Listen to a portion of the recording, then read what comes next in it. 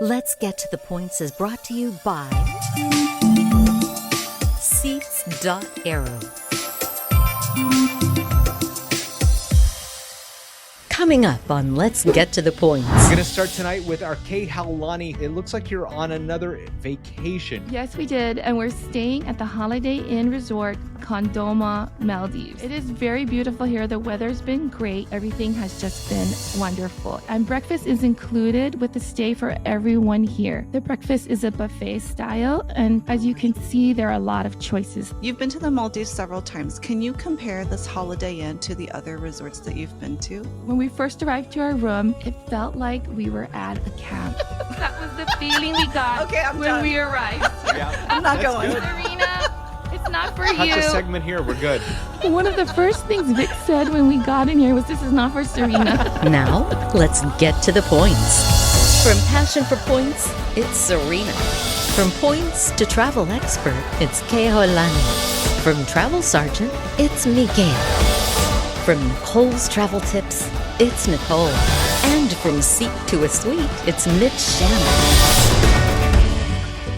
Welcome and thanks for joining us on Let's Get to the Points audio and video podcast, where we bring you the very best in tips and tricks in the world of miles, points, and travel. I'm Mitch Shannon with the best Instagram and social media content creators in everything points, miles, and travel. First up, from Passion for Points, it's Serena. Hi. From Points to Travel Expert, it's Kehaulani. Aloha. From the Travel Sergeant, it's Miguel. Yeah, what's up? And from Nicole's Travel Tips, it's Nicole. Hi, everyone. Please make sure you subscribe now to our YouTube channel, and wherever you watch or listen, go ahead, hit the like button and subscribe now. The video and audio versions are also on Apple Podcasts and Spotify at Let's Get to the Points. Also, we love connecting and chatting with you, so feel free to drop us a DM on any one of our social media channels. We're going to do it. Let's get to the points. All right, first tonight, we just want to thank everyone for all their posts, comments, and likes. And we love seeing how much you are enjoying our podcast. It means the world to us when you comment. So please go comment away, right, Serena? Right. So for those of you who are listening to us in podcast format, we appreciate you. And we also want you to know we are best viewed on YouTube. We put together extra footage for our YouTube show that you can see. And if you're not watching us on YouTube, you are missing out on some fun moments like Kehaulani serving dessert to Vic while he's in a bubble bath at Secrets Impression Moshe. Or Nicole feeling like a movie star sitting in the back of a Venetian water taxi. Or Mitch sitting in front of Nick Jonas in business class on a plane. And also Miguel throwing out hearts every once in a while, and then his head in hand moments of frustration when he realizes that he is losing a Marriott versus Hyatt battle. So catch us on YouTube because we're best watched on YouTube. That's right, Serena. And we've also got letsgettothepoints.com. It's coming very soon. We're going to have more on that next week. But right now, we want to thank the sponsor of our show, Seats.aero. All of us have been using it, and we keep texting each other with all this award space that we're finding. And Kehaulani, I think this is one of your new favorite tools right now, right? It sure is. It's my favorite search engine. We've just used it recently. We did non-revving flights all the way from Maui to the Maldives. So that is quite a journey of hours and hours of flights. And the way that we use Seats.aero is, first of all, we try to non-rev our flights, which means our flights are free to almost free or maybe just a couple $100, and we're flying on standby. For those of you that don't know what non-revving is, it is using an employee airline benefit to travel free or at a discounted rate. So using Seats.aero really helps us to determine whether we want to fly free and use that airline employee benefit or to purchase a flight on points. So when we fly on standby, sometimes our flights are full and we can't get on. So we are at the airport scrambling to look for another flight to non-rev on or purchase a flight with points. And so what we do is we go on Seats.aero and boom, lightning fast, I can pull it up exactly the flight that we want to look for and search for the exact route we want, specifically by the airport. So right after logging into Seats.aero, I go up to the Explore tab and I choose the type of airlines that I want to purchase the flight at. So for example, I will choose Avianca. Then I'll scroll down to the bottom of the search field and type in the arrives area the exact airport that I'm going to go to or that we're departing from. And then within a few seconds, I will see the available flights on that particular day. And then we know whether we want to purchase a flight or if we want to continue searching for our non-rev flights. Seats.aero frequently updates their site with new features. A new feature that just came out is the Air France KLM Flying Blue search. That's why I like Seats.aero, because they're constantly updating their program and staying ahead of the curve. Yeah, we all love Seats.aero, Kehaulani. Now, our special offer with Seats.aero, it's almost over. So you need to do this soon. And when I say soon, I'm like real soon. If you want to go sign up, you've got two options with our code LGTTP. Think of it, let's get to the points, LGTTP. You'll get 20% off your first month only, but the better deal that we think is signing up for a year. You're going to save $20. It drops it to $79.99. Head on over to Seats.aero, give it a try, and if you like it, sign up with our code LGTTP. Don't wait, do it now, because the deal is almost over and you want to do it quickly. So we want to thank Seats.aero once again. We're going to start tonight with our Kehaulani, who I'm looking here. It looks like you're on another vacation, right? Weren't you just in Las Vegas last time that we talked to you? Yes, we did. And we're staying at the Holiday Inn Resort, Kandooma, Maldives. So how's it going? I'm seeing some stuff on Instagram and it looks like you're having a good time. We are. It is very beautiful here. The weather's been great. Even though we're here during the monsoon season, everything has just been wonderful. It rained last night, but the sun came out in the morning. So out of all the properties in the Maldives, you choose the Holiday Inn. We're interested to know why you have chosen the Holiday Inn, Kehaulani. Ah, that's a good question. So we originally had the St. Regis Maldives book. That's a Marriott property. So we had that book for 88,000 points a night. We did a 5-night stay. And so the new property in Africa with Marriott came around and we decided that we wanted to go there to utilize our points and spread them out. We decided to buy points with IHG and we decided to forfeit those points and book the JW Masai Mara. So we purchased 217,000 points and we paid a total of $1,131.15. And when we purchased these points, the majority of them were purchased using 100% bonus, which means that we purchased 89,000 points and we received 89,000 points free. That gave us a total of 178,000 points, and that cost us $890. As we got closer to our hotel stay, we noticed that we wanted to stay one more night because the flights were getting full to non-rev there. So we went ahead and purchased one more night, and the 100% bonus wasn't there anymore, but we were able to purchase 21,000 points and receive 18,900 points free on top of that with another promotion. That cost us $241.50. How did you get to the resort? Did you get there in a yacht? No, only Serena and Mitch do that. Right. We'll do that next year when we stay at the Waldorf Maldives. But to get to this resort, we rode in a boat and it was only $130 per person round trip. That is one of the reasons why we also chose to change resorts, because the St. Regis Maldives charges $808 per person for a transfer from Male to their resort. That's a deal because I paid $1,000 per person on our yacht transfer to and from the Waldorf. Say that, repeat that one more time. Oh no, I think the audio is working. Very clear. 1,000 F-ton amount of money. F-ton, exactly. Do you know how many Spirit flights that is? Another F-ton. Another F-ton. But worth it. So, Kehaulani, you've been to the Maldives several times. Can you compare this Holiday Inn to the other resorts that you've been to? Okay, sure. When we first arrived to our room, it felt like we were at a camp. That was the feeling we got. Okay, I'm when done. we arrived. Yeah, I'm not that's going. good. Serena, it's not for Cut you. the segment here. We're good. One of the first things Vic said when we got in here was, "This is not for Serena." Oh, come on, Kehaulani. It can't be like that, can it? I don't think even Serena's kids would stay there. Wow.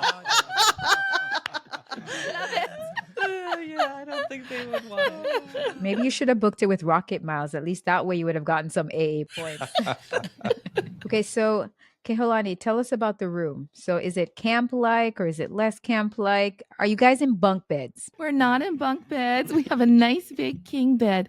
What we booked is a garden villa, and we were upgraded 2 levels. So the next category after a garden villa is a beach villa. After that is the 1-bedroom beach house garden view, and we received the 1-bedroom beach house sea view. And we received this upgrade because of VIX Diamond status with IHG. The next category above that is the overwater villa island view. We were told at check-in that the room that we received is the highest category room that a diamond will be upgraded to. And in order to get a overwater villa, it would be about a $200 charge. She also said she would get back to us when we got her with a better discount, but we haven't heard back from her.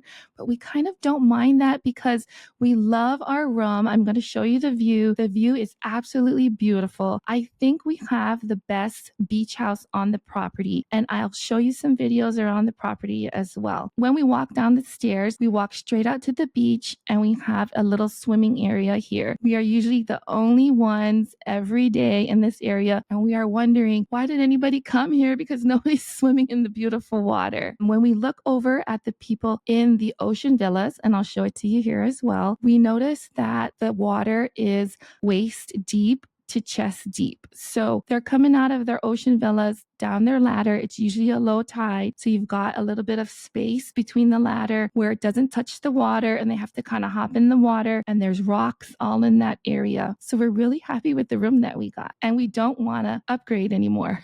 How is breakfast? Is it included? And how are the pineapples?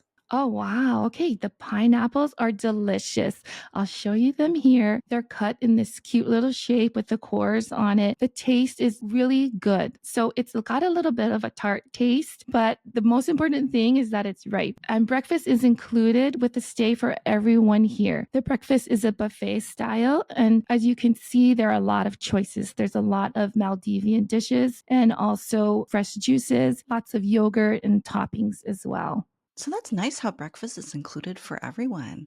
So have you eaten dinners and lunches there, and what's the cost like? Okay, so when we arrived here, their main restaurant was closed. The name of that restaurant is called The Kitchen. The other 2 restaurants that they have here is called the Pokora Coffee Club and the Kandooma Cafe. So in the Pokora Coffee Club, there is breakfast, lunch, and dinner. And the prices over there, for example, a hamburger is $30 or salads run about $20. The prices are really high, and the quality of the food is average, I would say. These are the same prices that you'll find at other resorts in the Maldives. So that's what we're comparing the quality of the food. Now, at the other restaurant called the Kandooma Cafe, there's the option to purchase the buffet in the evenings. Now, that buffet is $69 per person, but we found out that by purchasing a half board, which is actually a breakfast and a dinner, it will cost $60 for both of those things. Wait, so you said there's a half board option, but you also said that breakfast is included for everybody. So how does that work? Right. I really don't know. It's kind of odd. I don't know why it's offered like that. Are there any included activities at this property? Yeah. So one of the great things is that we are going to go on a snorkel tour. So we're going to take that on Tuesday, but we're going to go on a snorkeling tour and be back at 9:30.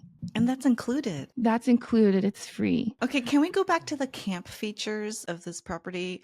Because we didn't address that. Sure. So what made you feel like it was a camp?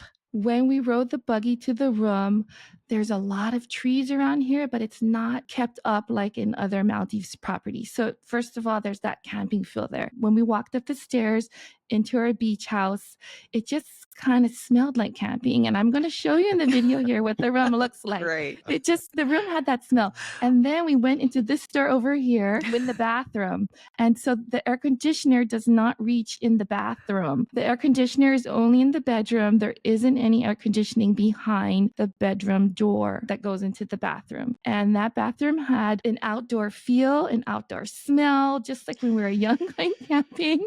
It's very clean though, don't get me wrong. It's very clean and sanitary. And then there's a little outdoor shower right here where we can look up into the stars or see the coconut trees while we're bathing. So are we wearing slippers in this indoor-outdoor bathroom? Yes, let me show you. Okay. There it is. Wow, there you go. Don't even need a picture. You got it right there. Right. It's the mosquitoes now. Okay. See, this is why you need to watch on YouTube. Yeah. Yeah, exactly. Doing it again, would you stay at this resort? Part A of the question. Part B, compared to the place you stayed at in Spain, which one's worse? Oh, we love it here a lot more. And the workers are really nice. The service here is wonderful. The workers are so helpful and happy.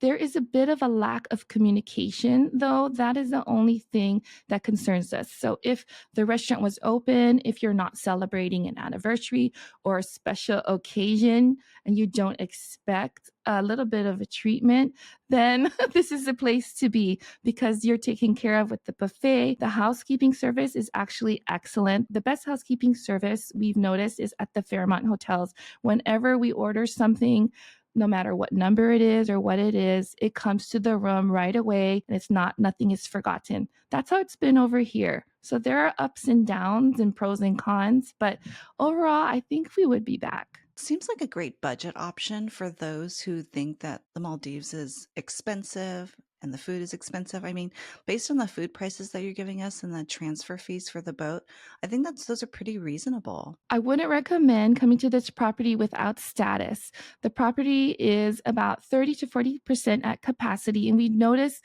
that there are a lot of people staying in the garden villa. That's the room that we booked, remember, but we were upgraded to the room that we're in now. So, Kehalani, is this resort good for families? Yes, it is perfect for families. There are a lot of families here. It is like a surf resort. There's good surfing on the back. There's kids surfing lessons. The boat goes out in the morning to take surfers out to the breaks over here. And we see a lot of families and kids are happy. Overall, we're having a wonderful time here. We're having a lot of fun swimming in the waters together with no one else around. Nicole, tell us about what you booked. All right. Thanks to Miguel, who is out there on a daily changing lives. He posted a story talking about booking flights to Peru using British Airways Avios. At the time, Amex had a 30% transfer bonus to British Airways. Miguel showed us how we could use 10,000 Amex points to purchase tickets in coach from Miami to Peru nonstop. Now, I've always wanted to go to Peru and see Machu Picchu, and this was perfect timing because we could book tickets for the summer when school is out. So I purchased 4 round trip tickets from Miami to Lima, Peru for 80,000, and without the bonus, it would have been 104,000 points, which I think is still a good deal, but to be able to get the icing on the top and save those extra miles for another trip was perfect. So I would say definitely follow the travel sergeant. He's always posting good deals that he finds out there. And if you snooze, you're going to lose. Chase the deal. Chase the deal. And this was perfect in chasing the deal and the destination. So sometimes the stars align and you get 2 for the price of 1. Miguel, thank you for always finding these incredible deals. But I think you have another exclusive coming up, right? Something about Hyatt? Yeah, I wanted to talk about the Hyatt bonus journeys. So Hyatt bonus journeys, it comes around like once or twice a year, and it's when Hyatt has a promotion where they give you additional points for stays. So word on the street is this is the promotion that's coming up next week. So earlier this year, there was a promotion where you got 3,000 points for every 2 nights, which started after your second stay. Now, the promotion that's starting next week is supposed to be 3,000 bonus points for every 3 qualifying nights, up to 21 nights. And this is at all hotels. For World of Hyatt card members, you're going to earn an additional 1,000 points for every 3 nights. So that's for every 3 nights, a total of 4,000 points if you have a Hyatt card. Registration for this promotion starts next week on September 12th, running through November 10th. And the stay dates that are eligible for this promotion is from October 1st through November 30th. So if you were able to maximize this promotion without a Hyatt card, you're going to earn 21,000 points. So it's pretty much 1,000 points per night, except that it only works for every 3 nights. Or you can max it out at 28,000 points if you have a World of Hyatt account. Now, I don't think it's a great deal. It's a little underwhelming, but it's better than nothing. So I always register for these promotions, whether or not I'm planning on staying, because you never know if you're going to end up staying or not. So it's not a lot of points, but I think it's still pretty good to register. Yeah, I think that's the best advice, Miguel, for any of these hotel programs. When these promotions come out, it's a simple, easy go through and click, because you never know what you're going to stay or what you're going to book, maybe, because, your plans always change. So, yeah, love that. That's a good tip on that promotion, too, for Hyatt as well. All right, thanks, everyone. It's time to move on now to our weekly recap. It's now time for our weekly recap. We share our tips and insider lessons with you from stuff that we've recently booked. We're going to start with Nicole. And what's going on with Cuba? You had a trip going, but now you don't. Tell us about it. So I was pretending to be Miguel one day, and I have Southwest Companion Pass, and from Miami and Fort Lauderdale, Southwest flies nonstop to Havana, Cuba. We have lots of points with Southwest, so I was looking to find some place to use them. So I found, I think it was just 5,000 points each way. So I booked the ticket, and I remembered that Chu had gone to Cuba. So I booked first, then asked the questions later. So I asked Chu about his adventure, and he says going to Cuba is a little bit rough, and if you take your kids, you think they hated you for El Salvador? They will hate you forever. So I immediately canceled, and Southwest was able to refund the points and refund the taxes that I paid on a credit card. So I don't know, maybe we'd go again with some friends, but I don't know. Chu has me wondering if we should ever go. How about you, Serena? What did you book this week? So I'm going to start talking about our French Polynesia bookings because that trip is coming up pretty soon. So we are going to Bora Bora. I'm going with my husband and my 2 kids. And in order to get to Bora Bora, you first have to fly from the US to Tahiti, and then you take a flight from Tahiti to Bora Bora. Typically, when you fly from the US to Tahiti, you land later in the day after all the inter-island flights have completed. So arriving from the US usually requires an overnight in Tahiti. And there are 2 points properties that you can stay at. There's the Hilton Tahiti, which Keholani has been to. There's the Intercontinental, which you could use ISG points for. So the Hilton Tahiti requires 80,000 Hilton points for a standard room, and then the Intercontinental requires 83,000 points for my particular dates. The problem for families is these rooms will not allow 4 people in a room. So I had to look at some alternatives. I could pay $600 for a room that fits 4 at the Intercon, or I could pay $1,500 for a 2-bedroom suite that Hilton Tahiti wants me to stay in. I could also pay for the Intercon with 83,000 points and pay $140 to upgrade to the room that fits 4, and that's not a bad deal. But we're only going to need this room for 12 hours. So instead, I decided to go the cheap Airbnb route. So I booked a house near the airport. It was only $175. It's no frills, very simple. I'm just praying that there's not going to be any bugs in it. So stay tuned. So I paid with my MasterCard gift card that I bought from Staples with the Chase Ink cash card. So I essentially got 5x on the purchase. And then I'm also going to get 3 British Airways Avios for every dollar I spend at Airbnb by clicking through their partnership link. With vacation homes like this, you can also choose to earn Delta miles. You get 1 Delta mile for every dollar you spend at Airbnb. And there's also an option to earn 3 United miles for every dollar you spend if you go with Vrbo. So stay tuned. This is my first ever Airbnb booking. I'm usually a hotel person, so we're going to see how this one goes. Be interesting. And that's a good deal that you did too, Serena. You should be proud of that. That's really good. Yeah, it's pretty cheap. Yeah, absolutely. All right. Thanks, everyone. We get the best feedback on this segment as everyone loves to hear what tips that we share. BFan2816 recently commented, "Wow, taking notes." Take all the notes that you want, BFan. Please do. All right, that's it. We're now going to move on to Ask Us. Hi, let's get to the points team. This is Kevin from Pleasanton, California. And I have a question whether it's really worth paying for the annual credit card fees, especially after you've gotten the bonus points already. Does it make sense to keep these cards, or should I cancel them and move on to something else? Thanks.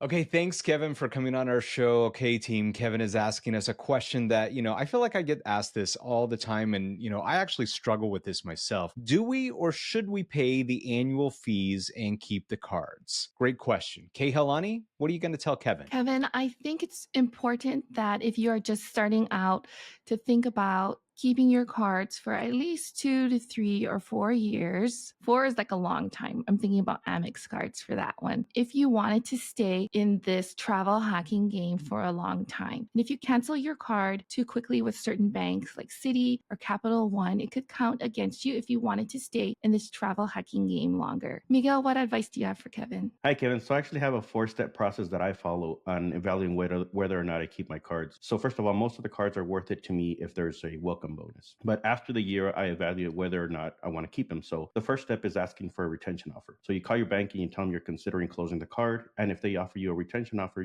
that's another way to offset the annual fee. If there is no retention offer, then you see whether the card has a valuable benefit to you. So for example, there's some cards that will give you a free night certificate annually that can offset your annual fee for those cards. And those are keeper cards. Even if there's no retention offer, I would probably keep those cards. If the card doesn't provide value that offsets the annual fee, then I go to see if there's a downgrade path. Some of these cards you can downgrade to a no annual fee card. And this would help with your credit, keeping that credit line open and maybe possibly upgrading it again if you want to in the future without having to apply for it again. And then the fourth step, if none of those work, then that's when I would cancel the card. What do you think, Mitch? Yeah, I agree with you, Miguel. I love your four-step process. I kind of use the same thing myself when I go through this as well. Kevin, for me, there are far and few times that I will actually keep a credit card open after a full year. A few I will keep if they actually provide me something worth value. Between both of us, we both keep a few hotel credit cards simply for status, the hotel free night certificates, or whatever the other benefits that they have. One of my favorite ones that we keep open is the Ritz-Carlton Chase card. Now, this card isn't available any longer. However, and that's a big however, you can product change into this card if you have certain Chase Marriott cards open for more than a year. So this isn't something that everyone's going to be able to do, but it's still something you might want to keep on your radar. The reason that we pay the annual fee of $450 and keep the card open is for a couple of reasons. First, it now comes with an 85,000 point night certificate every year that you hold the card, which right there, I'm not a fan of Marriott Bonvoy, but it's still some value for us. So if we're looking at a Marriott property in the 100,000 point range, it becomes very valuable because we can add 15,000 Marriott points to it. The second reason is it comes with a $300 annual travel credit, which right there, it drops the fee for us to about $150. So between the credit and the certificate and those other benefits, that's probably the main reason why we've kept it for so long. But the third reason that's most important to us, we've added some friends and family as authorized users to the card. And the reason why we do this is because they receive a Chase Priority Pass, which if you follow the Priority Pass and credit card benefits, you know that Chase is pretty much the only one left that really allows you the benefit for the special restaurants that you can dine with. So for example, we recently used it in the Italian restaurant in the Melbourne airport terminal. They didn't have any lounges, and that saved us some money as well. So for us, there are some cards that hold value to keep open after the first year, but for most, especially if they're airline branded credit cards, we usually dump them. Not worth it to keep, in our opinion. Nicole,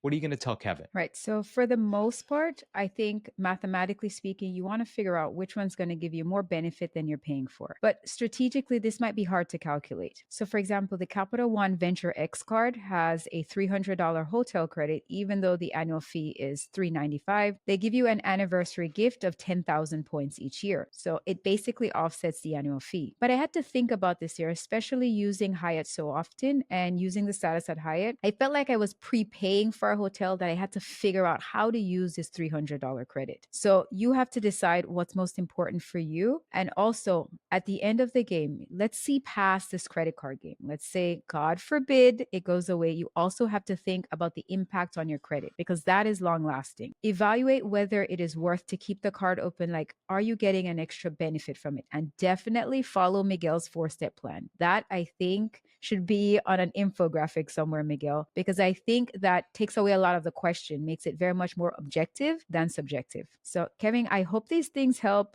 What do you think, Serena? I know you have some great ideas for this. Hi, Kevin.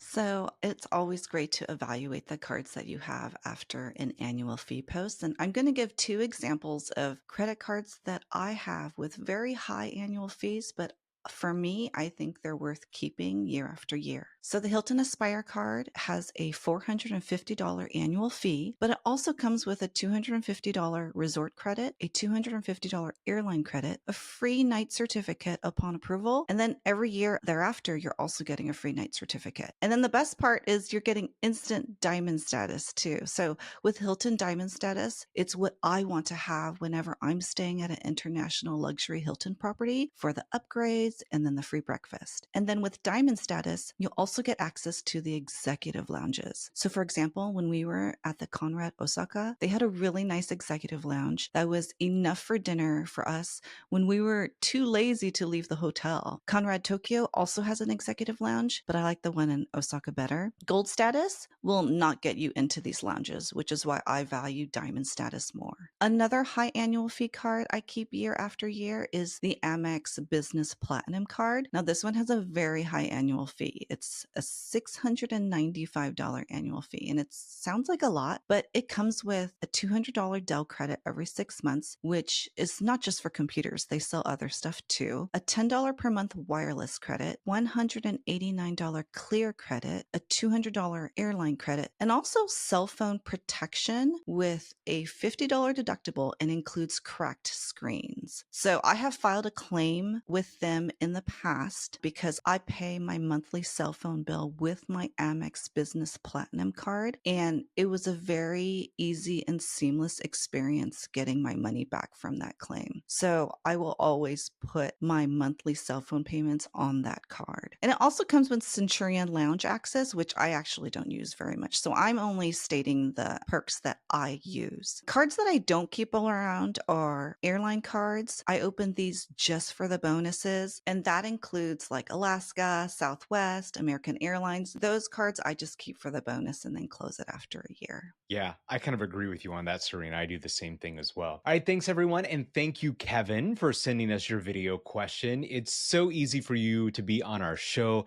Simply drop us a line on any one of our social media channels, or you can email us at letsgettothepoints@gmail.com, and we'll answer your question right here. All right, we're almost done with the show, but before we go, we've got more questions from you on our Instagram channel. So if you're watching on YouTube or Spotify, look for the questions on the screen. Here we go with our best short, quick responses. Abbott8 asks, chase the deal or the destination? Miguel. Deal most of the time. There's a few trips that I have to take, like my wife wants to take, so those are chase the destination, but for the most part, all of them are the deal. Nicole, what about you? So I agree with Miguel. In the beginning, I chased a destination. We wanted to go to Colombia so bad that I ended up paying $700 for each one of us to go. So $2,800 to go to Colombia. And from Miami, it's usually about $200 to $300. So after that valuable lesson, I learned to chase the deal and not the destination. That's how Serena ended up getting us to go to Abu Dhabi. Never would that have been on my list, but we're heading there. So how about you, Keholani? I'm the same as both of you. I think it is chase the destination or chase the deal. If there is a good deal that pops up, we will just take it. How about you, Serena? So I've learned over the years that chasing the deal is more fruitful, because what can end up happening is your dream destination could end up being a deal one day. So did I think that I was going to take my family to Bora Bora this year? No, I didn't know until May when Miguel posted about the United Award sale. So I'm all about chasing the deal. How about you, Mitch? Yeah, I'm middle of the road on this one. The more places I've traveled and the more places I've been, it seems, sometimes I'm happy just to let a deal go. For example, there was that recent business class fare from the States to London on United. It was like $900 round trip over Christmas and next year as well. But we've been to London so many times, and going when it's cold, that just did not appeal to me. So, middle of the road, deal, destination. I don't know. I think it's middle of the road for me. All right, next question comes from Jen Bazzelli. How many countries have you all been to? Miguel. 40. So I do keep track. I know some people don't. I keep track just because it's fun for me. I have an app called Bin, And it's just pretty simple app, but it just kind of like keeps track of it. So that's what I do. What about you, Nicole? Ooh, I'm going to go with 20 is a safe number. I have been keeping track, but just in a list, I don't have a number. I'm going to go with 20 is the winning number. How about you, Kehalani? We don't keep track. No idea. It's a whole bunch. How about you, Serena? Yeah, I don't count countries either, but maybe I should start doing that because I think it'd be really fun for my kids. So if I were to guess, I'm guessing 22. How about you, Mitch? I'm going to be honest with you, Jen. I'm not sure. I haven't really been keeping track of this stuff. Polred, he's a lot better at this stuff than I am. So I'd say ask him. He's good at geography. He's good at history. So maybe just send him a DM and ask him. However, on the other hand, Jen, if you need someone to help you with your IKEA furniture, I am your guy. Oh, right. Because, yeah, Polred, he may know how many countries are in Africa. He may know all the capitals, but I'm pretty confident he doesn't know the difference between a vice grip and a monkey wrench. And that's all I'm going to say about that. So you're the one putting together all the furniture. Absolutely. He can tell you everything you want to know about the stands, Pakistan, Kazakhstan, but you ask him for a Phillips head screwdriver, you're maybe getting a butter knife. Maybe you're getting that. So he knows Kazakhstan, but not coffee stand. Exactly. Right. See, that's a good marriage. Yeah, When you complement absolutely. each other. Yes. It's like that. All right. Final question comes from Leah over email, and she wants to know between airline and hotel points programs, if you could only have one points account, which would it be and why? Miguel. I would do Chase because you have Hyatt for the hotels, which usually are a pretty good deal, and you still have enough airline partners to make it work. Amex, I think, is better overall for airlines, but if you could only have one, I would go with Chase. What about Nicole? I don't know. I don't think that's a question. That's not the Yeah, question. that doesn't count. It has to be a What do you hotel think? or Oh. an airline. Yeah. Whoa. Oh, I know. you guys are good. The teacher. Let's back this up. Okay. You got to pick Marriott. Yeah. Do it. Do it. Do I have Wait. if I have unlimited? Yeah. You can choose a specific hotel program if you want to. All right, I'm gonna try to make it short. I would go with Air Canada's Aeroplan program because of all the partnerships that they have and the distance-based award chart, which you can really leverage to your benefit. What about you, Nicole? I would definitely choose Hyatt. I have no problem jumping on a Spirit flight. I fly north for 9 hours with no food, no entertainment, but you have to stay somewhere. And the points ratio for Hyatt, my mom would say you can't beat that with a stick. So I am choosing Hyatt and I will fly budget airlines. How about you, Kehalani? I'm going to go with you, Nicole. It's Hyatt all the way. How about you, Serena? So I'm not loyal to airlines. So for me, it's definitely a hotel program. I am big fans of Hyatt and Hilton. Like if you count the number of hours that you spend on vacation, it's way more in a hotel than it is in the air on an airplane. So, which is why I prefer hotel loyalty. If I had to pick between Hilton or Hyatt, I think that's hard for me because I think Hyatt's great for like the everyday family getaways, but Hilton is great for the dream aspirational destinations. How about you, Mitch? Yeah, like the rest of you, this one's a very difficult one for me because I love them all so much. But if I had to pick just one, I'd probably say Singapore Airlines Chris Flyer. I know the redemption rates are not that good and the value's not the best, but the convenience of being able to transfer them from all the major banks and you get that access to the more award seats availability with Chris Flyer. It's just something that, would be really difficult for me not to be able to have. So there you go. Keep the questions coming. We love them and we love answering them here on our show. It's a lot of fun. So please follow us on Instagram and jump in on the next question poll that we have. That's it for now. I want to thank all of our hosts, Serena from Passion for Points. Bye, everyone. Kehalani from Points to Travel Expert. Ahuyo. Miguel from Travel Sergeant. Later. Nicole from Nicole's Travel Tips. Bye, guys. See you next week. And I'm Mitch Shannon from Seat.aero. Remember to like and subscribe to this audio and video podcast wherever you find us on social media. Thanks for watching and listening. Watch for our next episode soon.